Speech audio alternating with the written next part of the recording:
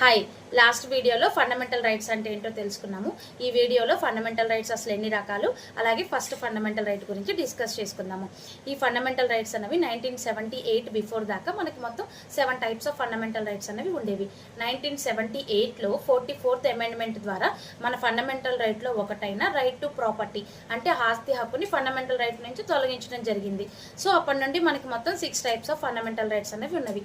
ఈ fundamental rights అనేవి భారత రాజ్యాంగంలోని ఆర్టికల్ 12 నుండి 35 వరకు 35 లోపు పొందుపరచడం జరిగింది.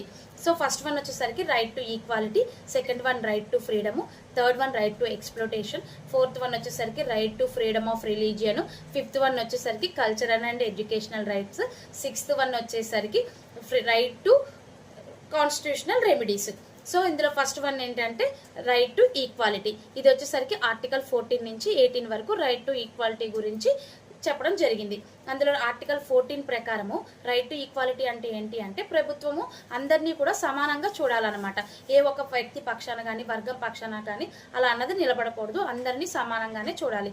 నెక్స్ట్ ఆర్టికల్ 15 ప్రకారము జాతి కుల మత వర్గ విభేదాలు ఏమీ లేకుండా అందరికీ సమాన అవకాశాలు అన్నది కల్పించాలి. ఇందులో కొంచెం చిన్నపిల్లలకు కానివ్వండి, ఆడవాళ్ళకి కానివ్వండి, కొద్దిగా వెనకబడిన వాళ్ళకి కానివ్వండి కొంచెం ఎక్సెప్షన్స్ అనేవి ఉంటాయి అన్నమాట. నెక్స్ట్ ఆర్టికల్ 16 ప్రకారము ఈ గవర్నమెంటల్ జాబ్స్ అనేవి అందరికీ సమానంగా కల్పించాలి. ప్రభుత్వ ఉద్యోగాల్లో ఎలాంటి పక్షపాతం అలాంటివన్నీ చూపించకూడదు అనమాట. కానీ కొన్ని వెనకబడిన వర్గాల యొక్క అభివృద్ధి కోసం కొద్దిగా రిజర్వేషన్ కేటాయించడం జరిగింది కాబట్టి ఆ విషయంలో కొద్దిగా ఎగ్జెప్షన్స్ అనేవి ఉంటాయి అన్నమాట. నెక్స్ట్ వన్ వచ్చేసరికి ఆర్టికల్ 17 అన్టచబిలిటీ అనమాట, అంటరానితనం. ఇది చాలా పెద్ద నేరంగా పరిగణించబడుతుంది. దీని కింద కొన్ని ప్రత్యేకమైన చట్టాలు, కొన్ని ప్రత్యేకమైన శిక్షలు కూడా ఉన్నాయి. నెక్స్ట్ వన్ వచ్చేసరికి ఆర్టికల్ 18 ఏ గవర్నమెంట్ ఏ బిరుదులతో కూడా ఏ పౌరుని కూడా సత్కరించకూడదు అనమాట. అంటే వాళ్ళ వంశపార్యపర్యంగా వచ్చే బిరుదులు, రాజా బహదూరు ఇలాంటి బిరుదులతో సత్కరించకూడదు. కానీ వాళ్ళ యొక్క సేవలకు కానివ్వండి, లేదంటే వాళ్ళ యొక్క ఎడ్యుకేషన్కి కానివ్వండి, వాళ్ళని గౌరవంగా వాళ్ళకి డాక్టరేట్ అని అలాగే కల్నన్ అని అలాంటి బిరుదులతో సత్కరించవచ్చు. ఇవి బిరుదులు కాదు, జస్ట్ వాళ్ళకి ఇచ్చే గౌరవం మాత్రమే.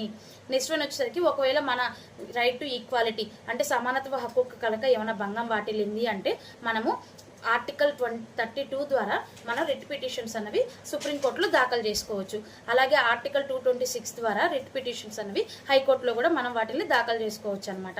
నెక్స్ట్ వచ్చేసరికి ఒకవేళ ఈ గవర్నమెంట్ అనేది ఏదైనా ఒక వర్గానికి లేదంటే ఒక జాతికి సంబంధించి ఏదైనా పాస్ చేసింది అంటే ఒక చట్టాలను ఏమైనా రూపొందించింది అంటే అవి ఒకవేళ మన సమానత్వానికి కనుక భంగం వాటిల్లేలాగుంటే సుప్రీంకోర్టులు వాటిని ఆల్ట్రా వైరస్ అని అంటే చెల్లని అని చెప్పేసి వాటిని కొట్టేయడం అనేది జరుగుతుందన్నమాట.